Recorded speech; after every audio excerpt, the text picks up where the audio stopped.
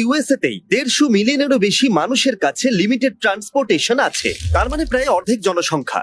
আর এমনকি পৃথিবীর গরিব দেশগুলোতে ট্রান্সপোর্টেশনের ঘাটতি আরো অনেক বেশি। 1 বছর আগে যখন আমরা কেনিয়াতে শুদ্ধ পানীয় জলের ঘাটতির কথা জানতে পারি, তখন আমরা ওয়াটার ডেলিভারি যারা করে তাদেরকে অনেক বাইকস দিয়েছি, কারণ তারা প্রতিদিন 10 মাইলেরও বেশি ভারী সাইকেল নিয়ে যাতায়াত করে মাত্র $7 করে রোজগার করবার জন্য। কিন্তু এখন নতুন বাইকের ফলে ওরা অনেক বেশি যাতায়াত এখন করতে পারছে, যা তাদের পরিবারের রোজগারকে অনেকটা বাড়িয়ে তুলেছে। এখন কাজ করতে অনেক সুবিধা হয়।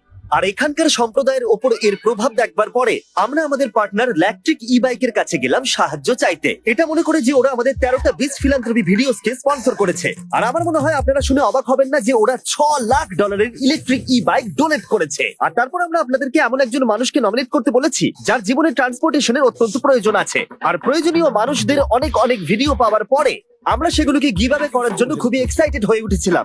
ওই বাইকটা আমার লাইফ চেঞ্জ করে দিতে পারে। এটা পেলে আমার আর আমার হাজবেন্ডের খুব সাহায্য হবে। আমরা এই বিশাল গিভঅ্যাওয়েটা শুরু করব নর্থ ক্যারোলিনা থেকে, যেখানে ড্যারেন প্রথম বাইক গিভঅ্যাওয়ে করবে 600টা বাইকের মধ্যে।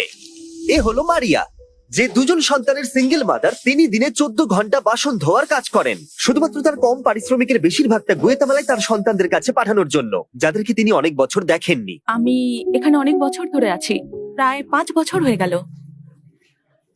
আর এত ঘন্টা কাজ করার পরেও তাকে প্রতিদিন বেশ কয়েক মাইল হাঁটতে হয় শুধুমাত্র কাজের জায়গায় যাতায়াত করবার জন্য। সমস্ত বাইকের মধ্যে এটা প্রথম বাইক যেটা আমরা গিভঅ্যাওয়ে করতে চলেছি। আর যেহেতু এটা প্রথম বাইক, তাই আমরা মারিয়াকে আরো এক্সট্রা $5000 ক্যাশ দিয়ে সারপ্রাইজ দেব। ঠিক আছে, চলো ওকে সারপ্রাইজ দেওয়া যাক। আমি তোমার জন্য একটা গিফট এনেছি। মারিয়া আমাদের বলল যা কিছু ওর কাছে বেঁচে যায় সেগুলো গ্রামের গরিব বাচ্চাদের খাওয়াবার জন্য দান করে দেয়। তাই আমরা $5000 দেবার পরেও 7000 আরো এক্সট্রা দিয়ে তাকে অবাক করে দিলাম, যাতে সে গুয়েতামালায় তার গ্রামকে আরো বেশি সাহায্য করতে পারে।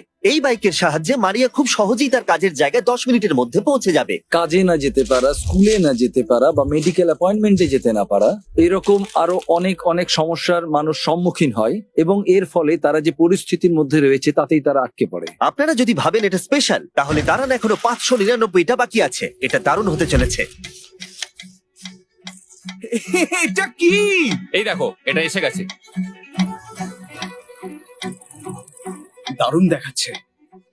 আমি এখন অনেক সময় বাঁচাতে পারছি। তোমাদেরকে অনেক ধন্যবাদ।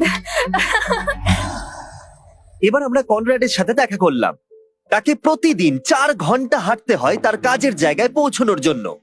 আমি এমন একজন ব্যক্তি যাকে সপ্তাহে 80 ঘন্টা কাজ করতে হয়, কিন্তু আমার কাছে যাতায়াতের কোনো ব্যবস্থা না থাকায় 40 ঘন্টাটাও আমার কাছে খুব চ্যালেঞ্জিং হয়ে ওঠে।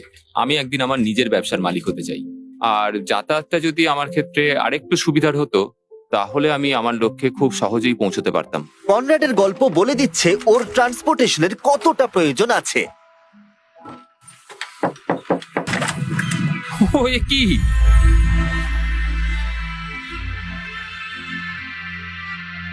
এই বাইকটা এখন থেকে প্রতিদিন কনরাডের 3 ঘন্টা সময় বাঁচিয়ে দেবে। এখন থেকে আমার যাতায়াত নিয়ে আর কোনো সমস্যা রইল না। এবার আমি আমার জীবনের পরবর্তী লক্ষ্যের দিকে এগিয়ে যেতে পারবো। আমার বিশ্বাস হচ্ছে না যে এখনো 400টারও বেশি বাইক বাকি আছে। এই নাও। এটা কি? এটা আমার। এটা বাইকটাকে একবার দেখো। ও ভাই, thank you Mister Beast. Thank you so much. Thank you very much. आपको नहीं पता है मेरे लिए कितना मायने रखता है। এটা তো দারুণ। Thanks, thank you. Thank you, এতে আমার অনেক সাহায্য হয়েছে। তারপর আমরা আমান্ডা আর সুসানের সাথে দেখা করলাম। এনারা ইন্টারফেথ রিফিউজি সেন্টারের হয়ে কাজ করেন, যারা তাদের জীবন উৎসর্গ করেছে হাজারেরও বেশি রিফিউজিকে সাহায্য করবার জন্য, আর তাদের স্বাভাবিক জীবনযাপনের জন্য অনেক কিছু দান করেছেন। ওরা তাদের সংস্কৃতি, ভাষা, এমনকি পরিবারকেও ছেড়ে দিয়েছে। আমরা তাদের জীবনের সবচেয়ে খারাপ সময় দেখাশোনা করতে পেরেছি। আর এত চেষ্টা সত্ত্বেও ট্রান্সপোর্টেশনের অভাব অনেকটা প্রতিকূল করে তুলেছে রিফিউজিদের সভ্য সমাজের অংশ হয়ে উঠতে।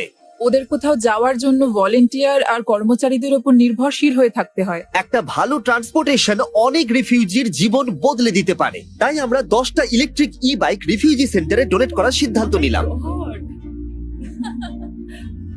এই বাইকগুলো রিফিউজিদের সাহায্য করবে ঘুরে বেড়াতে, তাদের কাজে যেতে, এমনকি সমাজের সাথে মেলামেশা করতেও। আমরা অনেকটা করে ফেলেছি, কিন্তু এখনো 200টা বাইক গিভঅ্যাওয়ে করা বাকি আছে, যার মূল্য হতে পারে প্রায় $2 লাখ। আর আমি জানি না কেন ওরা আমাদেরকে এই বাইকগুলো ফ্রিতে দিচ্ছে। Shout out electric bike. চলো বাকিদেরকে সাহায্য করি। বক্সটাকে একবার দেখো। এটা এসে গেছে। Thank you Beast philanthropy. Thank you Mister Beast. Thank you. আমি বাইকটা স্নো এর মধ্যে চালিয়েছি আর এটা দারুণ ছিল। তোমরা আমার জীবন বদলে দিয়েছো। আমি শুধু বলতে চাই থ্যাংক ইউ। আমি এখন যেখানে খুশি যেতে পারি। Thank you Mister Beast. Thank you Mister Beast. Thank you Mister Beast. এটা দেওয়ার জন্য অনেক ধন্যবাদ। আমি তোমাদের কাছে কৃতজ্ঞ। তোমাদের সবাইকে অনেক অনেক ধন্যবাদ। আর এখন সময় আমাদের শেষ ই বাইকটা দেবার।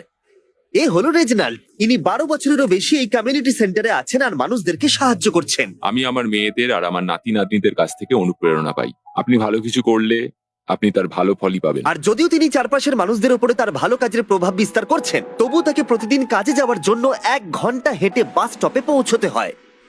আমি যদি এটার বদলে ট্রান্সপোর্টেশনের অন্য ব্যবস্থা পেতাম তাহলে সেটা খুবই ভালো হতো।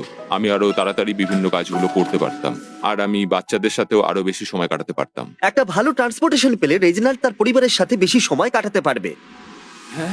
ওয়াও! অনেক অনেক ধন্যবাদ, অনেক অনেক ধন্যবাদ। ইলেকট্রিক ই বাইকের এই অসামান্য ডোনেশনের ফলে আমরা সুযোগ পেয়েছি মানুষকে সেই অপরচুনিটি দেওয়ার, যাতে তারা তাদের যাতায়াত ব্যবস্থাকে আরো মসৃণ করে তুলতে পারে। ইলেকট্রিক ই বাইক প্রতিবারের মতো এবারেও এগিয়ে এসেছে। যদি ওরা কিছু চায় না, শুধু মানুষদেরকে সাহায্য করতে ওরা আমাদের সাহায্য করে। আর এই ভিডিওতে ওরা আমাদের $6 লাখ বাইক দিয়েছে। আর আপনারা যদি ভাবেন সত্যিই কোনো ব্র্যান্ড মানুষদের সাহায্য করার কথা ভাবে কিনা, তাহলে আপনারা ইলেকট্রিক ই বাইকের কথা মনে করবেন। যদি কোনো ব্র্যান্ডকে আপনি সাহায্য করতে চান, তাহলে এদেরকে করুন, আমাদের সাবস্ক্রাইব করুন, না হলে ড্যারেন কাঁদবে। প্লিজ আমাকে কাঁদতে দিও না।